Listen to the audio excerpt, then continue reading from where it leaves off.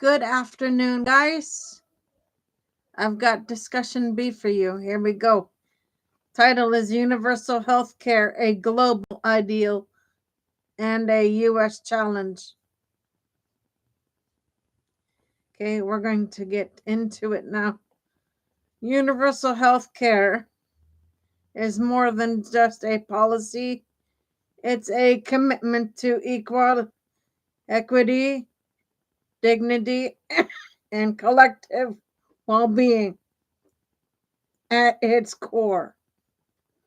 UHC ensures that all individuals, regardless of income, employment, or geography, can access the health services they need without financial hardship. It's a promise that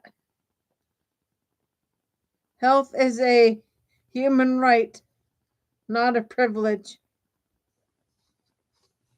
What universal health care really means. UHC is built on three interlocking pillars.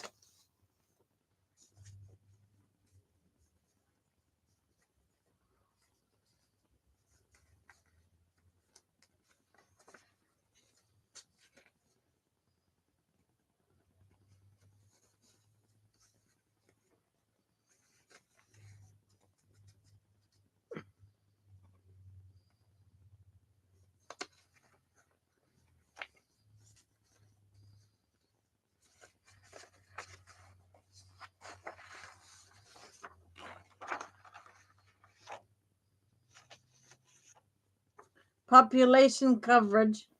Every person is entitled to care. There are no exclusions based on age, employment, immigration status, or pre-existing conditions. Service coverage. A defined package of services typically include preventative care, primary care, emergency services, and treatment for common conditions is available to all. Financial protection. Costs are managed so that no one is forced to choose between health and housing or between medication and food. This often means gaps on out of pocket caps on out of pockets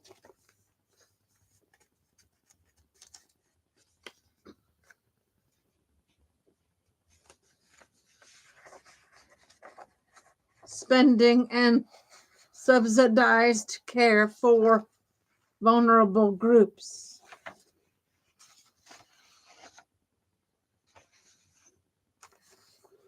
These principles are not just technical, they reflect a society's values about solidarity,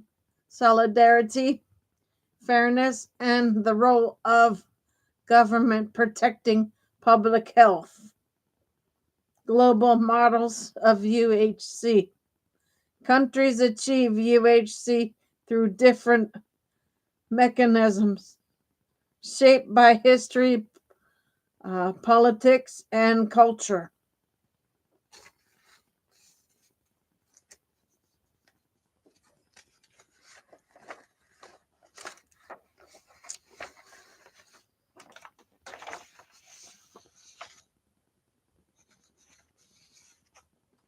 Each model balances universal universality with flexibility, often allowing private providers to operate within regulated framework while ensuring that basic care is guaranteed. Debates around UHC. Supporters argue that UHC reduces health disparities, disparities, and improves population health, simplifies administration and billing, prevents medical bankruptcies and care avoidance due to cost. Critics raise concerns about potential bureaucratic influences.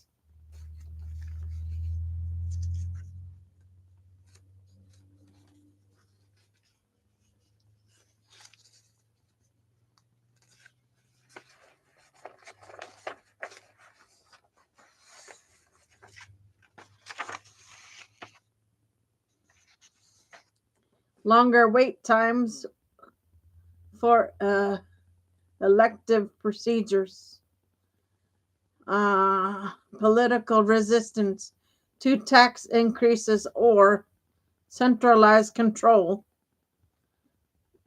These debates often reflect deeper ideological divides about the role of government, market efficiency, and individual responsibility.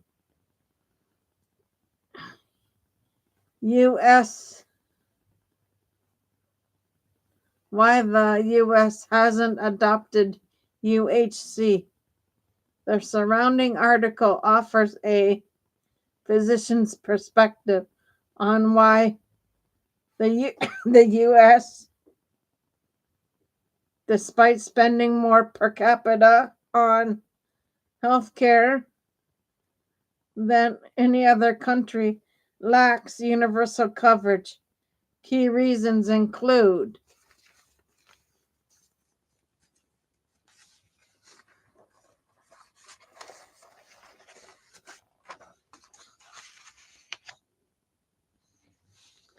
historical fragmentation.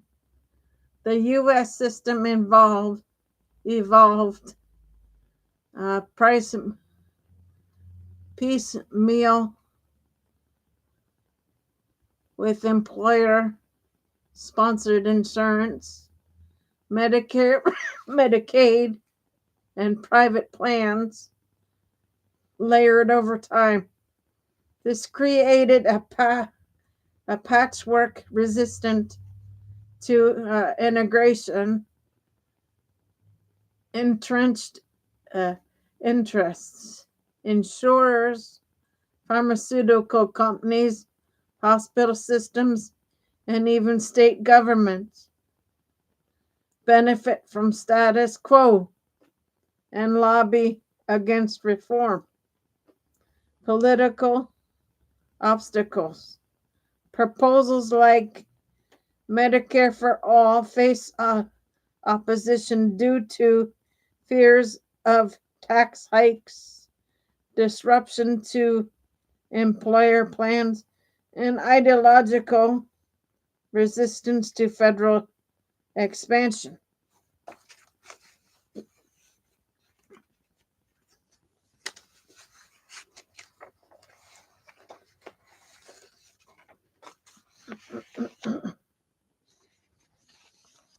Two feasible paths forward. Rather than advocating for abrupt nationalized, the physician outlines two incremental, politically realistic models. Medicare expansion for the uninsured targets the 27 million uninsured Americans, avoids Medicaid's state by state variability, financed through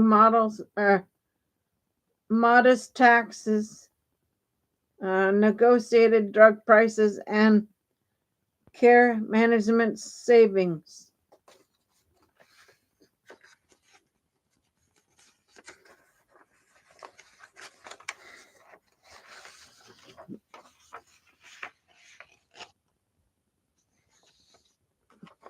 2, mandatory two-tier system.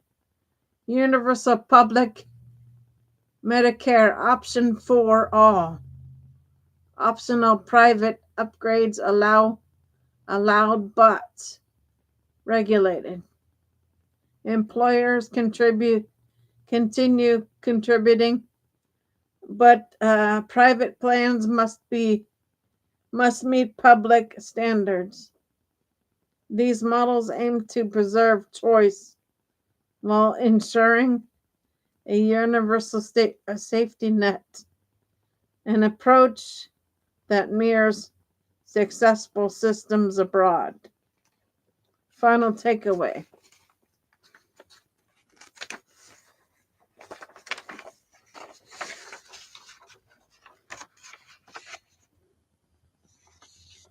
Universal healthcare is not one size fits all blueprint. It's a flexible framework grounded in principles of access, equity, and financial protection.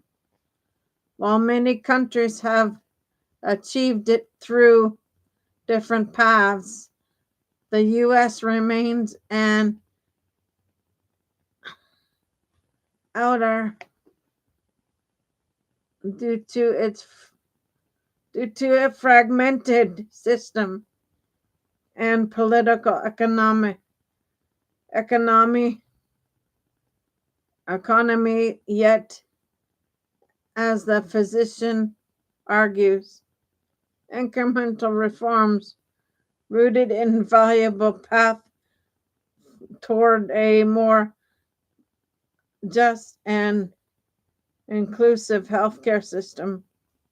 In short, UHC is achievable. The challenge lies not in designing the system, but in